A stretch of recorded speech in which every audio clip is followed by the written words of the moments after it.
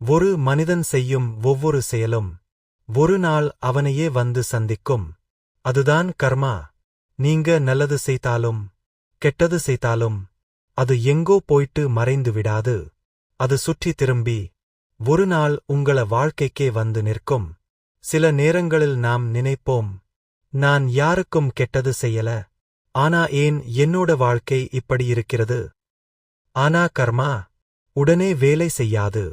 அது சரியான நேரம் வரும் வரை காத்திருக்கும். நீங்க ஒருத்தரை ஏமாற்றினீங்கனா அது அவர்களிடம் மட்டும் முடிவதில்லை. ஒரு நாள் அதே வலியை வேறு வழியில் நீங்களே உணர வேண்டிய நேரம் வரும். ஒருத்தன் ஒரு நாள் ஒரு நல்ல மனுஷனைக் காயப்படுத்தினான். அவன் நினைத்தான், எனக்கு எதுவும் ஆகலையே. ஆனா வாழ்க்கை ஒரு பெரிய வட்டம். அந்த வட்டம் சுற்றி முடியும் போது அதே வலி, அதே கண்ணீர் அவனுடைய வாழ்க்கையிலேயே வந்து நிற்கும். அப்பதான் புரியும், கர்மா மெதுவா வேலை செய்தாலும் தவறாமல் வேலை செய்கிறது. ஒரு நல்ல மனிதன் யாரையும் காயப்படுத்த மாட்டான். ஏனெனில் அவன் தெரியும், ஒவ்வொரு செயலும் ஒரு விதை மாதிரி. நாம் இன்று விதைக்கிறதைதான் நாளை அறுவடை செய்யப் போகிறோம். நீங்க அன்பு விதைத்தா அன்பு திரும்பி வரும். நீங்க வலி கொடுத்தா ஒரு நாள் அந்த வலி உங்கள வாழ்க்கையிலேயே தோன்றும்.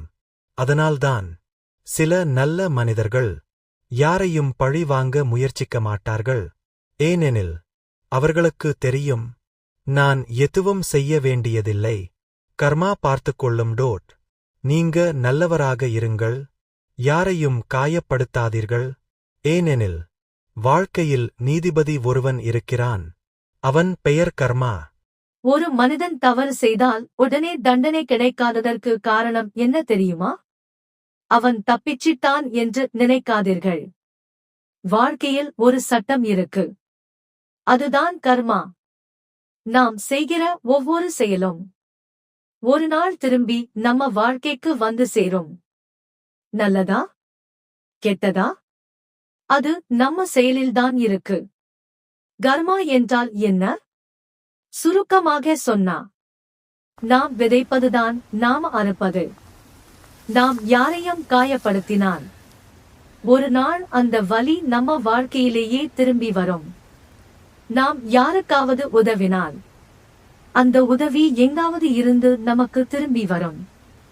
இதுதான் கர்மா. கர்மா உடனே வேலை செய்யாது. ஆனா அது ஒருபோதும் தவறாது.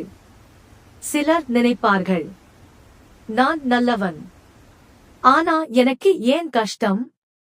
நான் யாருக்கும் கெடு செய்யல, ஆனா வாழ்க்கை ஏன் சோதிக்குது? அதற்கும் காரணம் கர்மாதான்.